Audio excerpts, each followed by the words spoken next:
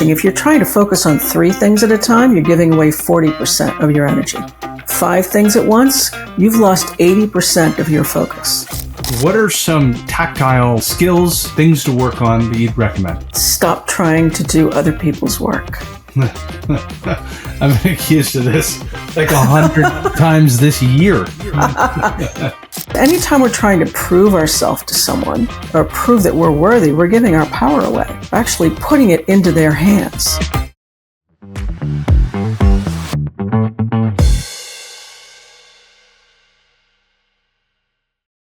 Welcome to Outsource to Profits. I have a fantastic guest here, Stephanie. Do you mind describing what you do, who you help, and how you serve the world?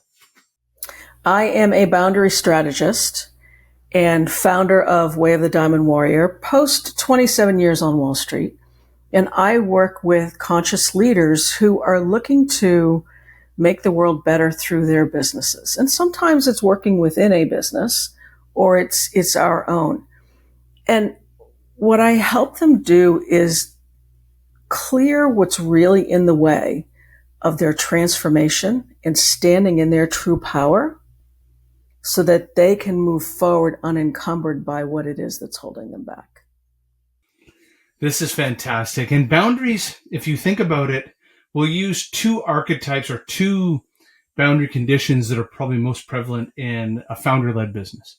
You have your own partnership, the ELT team and the partners in your own company. And then you have your customer base. And as a quick story, I've owned 3 agencies. In my first 2 agencies, the owners were all in and around the same. I started with 1 business partner, and then we brought in 2 teammates from the company. I bought out owner number 1, brought in 2 new partners. But in a way, I was shaping the direction of every conversation, how we communicated, the boundaries we set. I think I kind of bullied in the system. In business number 3, in Get Levrg, 2 business partners that didn't come from that 15-year historical pattern of the way that I like to run businesses. I am an overt communicator to the nth degree, extreme transparency. They didn't like some of that working model. I would interrupt 15 times a day. Like I was such an over communicator. I would give out 15 insights and I would expect 15 back, and I would get upset when I didn't get it. Long of the short is, and we've always used EOS as a model for what's called a level 10 and a vision traction organizer. But over the last couple of years, I've had to learn to compile all of my insights to a singular day and a document that we use as a level 10, where the partners give updates to each other and we don't interrupt each other throughout the day. And this was really hard for me to adopt because it was a complete change in my working model. I had to set new boundaries and I had to learn boundary conditions from my business partners. So with that, Stephanie, you've worked on Wall Street, you work with customers all around the world. Where is it? Maybe we can take this conversation like mindset, skill set, toolkit. Let's go with mindset first. You're speaking to founders and it's clear that they don't know how to set boundaries with themselves. So their phone is blowing up. They're using Slack like all day long and interrupting. And why is it that they're unwilling to change to a model that will help them scale? Distraction gives us a sense of safety. And when we're distracted with many things, we don't have to focus on why do we feel the need to push? Why do we feel the need to communicate so frequently? Why do we want an answer back immediately? And part of that may be this was the dynamic we grew up in.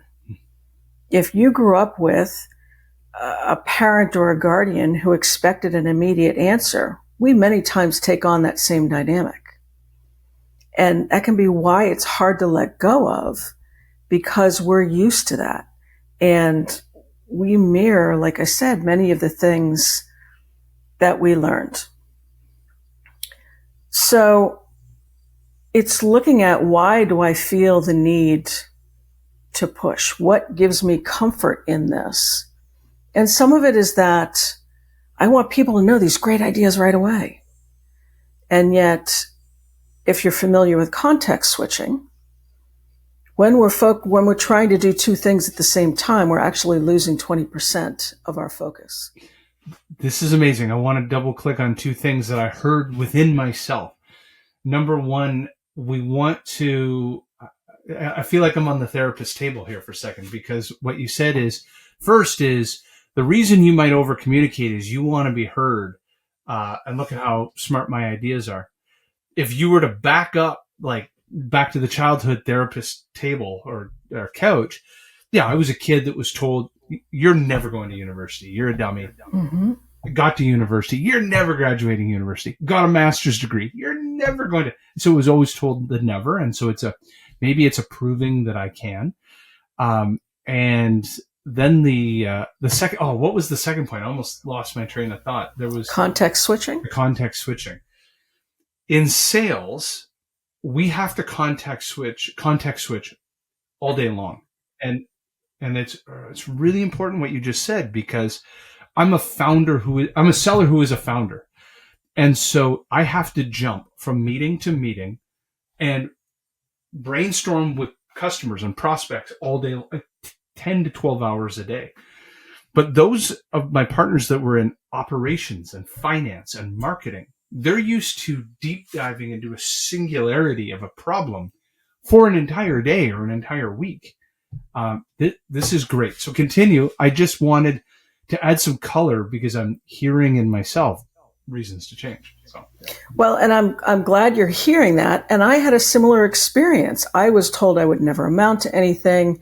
I grew up with 2 younger brothers and 3 older stepbrothers. It was a lot of masculine energy. And so I needed to prove myself to feel worthy amongst all this male energy around me.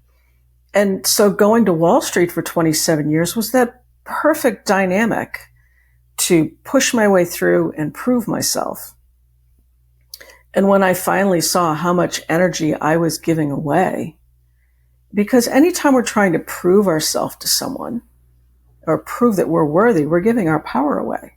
We're actually putting it into their hands. And so rather than standing in the strength of what it is that we're doing, so it's a shift in dynamic, and it can feel a little bit uncomfortable at first.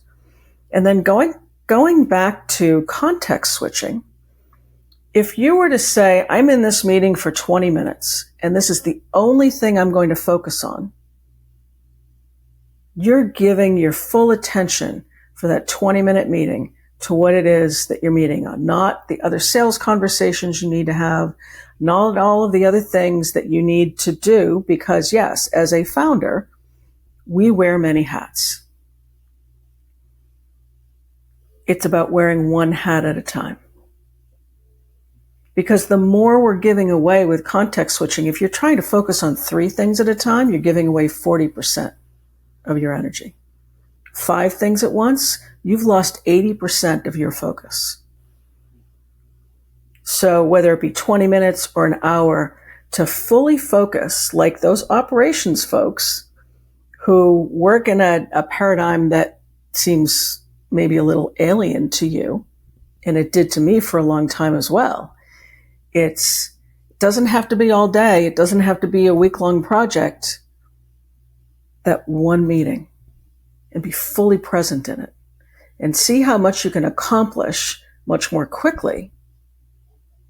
Wrap it up, tie whatever bow you need to tie around it, make whatever notes you need to share with whomever.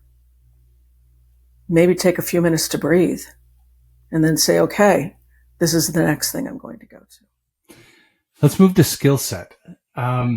What have you found you've encountered a founder like myself? Now, hopefully their mind is open like a flower to learning to set better boundaries. Again, boundaries, we'll use the use cases of boundaries within their own partnership and or investors. That's a good one to go to. Boundary with partners and investors, and then boundaries with customers and prospects. What are some tactile 1, 2, 3 skills, things to work on that you'd recommend? Stop trying to do other people's work. I've been accused of this like 100 times this year. We hire people for certain reasons when we try to micromanage them. And this is a challenge for me with the work that I do with clients because, and I've even done videos and posts about this. If you as a leader are not willing to give up control for what it is you're hiring someone to do, first of all, you're wasting your time and money. You could spend hundreds or thousands of dollars and you're not going to achieve what you want because you're not allowing the person to stand in their expertise just as you want to as a founder in your own organization. So when we learn to honor each other's skill sets, and it's okay to say, you know what? I don't know how this is going to work. Help me understand it. So, and I think that's part of the push is when we don't understand, we want to try to figure it out. Instead, it can be saying to the person, I really don't understand. Can you give me a 5 or 10 minute tutorial so that I can understand better what it is that you're doing? And then we'll catch up tomorrow or later, whenever. But it's empowering you to focus on your magic, and it empowers them to do what you've hired them to do. Looking at the time, do you have time for one more tactile? Absolutely. So a kind of skill set or toolkit before we talk about how people get a hold of you. I'd love just one other nugget of gold on setting boundary conditions. Don't take things personally. And do you mind expanding on that? Most of what people do has absolutely nothing to do with you. It doesn't mean it doesn't affect you. It doesn't mean it may not be harmful at times. Most people are making decisions out of their own internalized stories, energies, dynamics. And it doesn't mean that you in a conversation with someone, it may trigger something in you, but rather than take it personally, look at why am I feeling a little funny about this? Why does something feel off? And so it's an opportunity, instead of taking something personally, to actually look at your own person.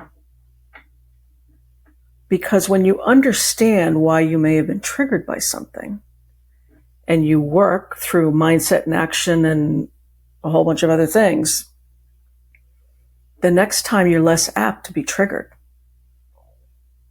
So it's really important that we not take things personally, even when we're dealing with bullies. Most bullies have unprocessed anger and rage. So to see them in a different way of, this is this person.